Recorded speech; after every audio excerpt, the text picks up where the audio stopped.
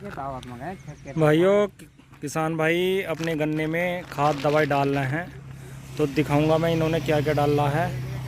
और अब डाल रहे हैं भाइयों मैग्नीशियम सल्फेट। यूरिया पहले डाल दिया और यूरिया से अलग डाल रहे हैं मैग्नीशियम सल्फेट, क्योंकि भाइयों ये बह जाता है यूरिया मिलते ही और फिर वो बिखर नहीं पाता। इसमें अभी ये मैग्नीशियम सल्फेट डाल रहे हैं। दिखाइयो कैसा मैग्नीशियम सल्फेट। ये देखो भैया, बिल्कुल अब ये बहने का नहीं और बढ़िया तरीके से बिखर जाएगा।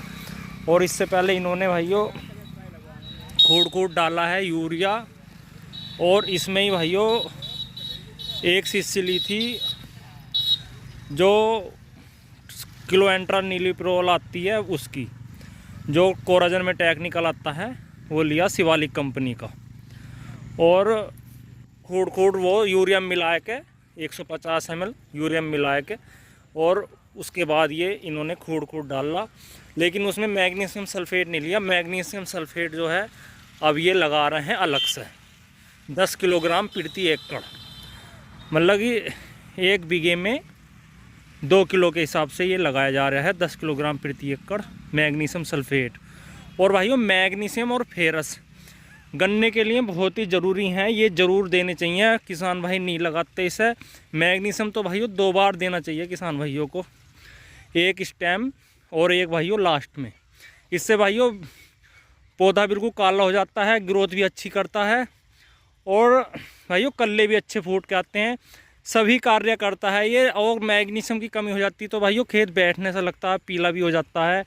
और भाइयों आप कुछ भी लगाते रहो गन्ने में, वो असर नहीं आता फिर अगर मैग्नीशियम सल्फेट की कमी हो जाए तो। इसलिए भाइयों मैग्नीशियम हो, फेरस हो, और जितने भी भाइयों माइक्रोन्यूट्रेंट हैं उनका भी बिल्कुल ध्यान रखना चाहिए।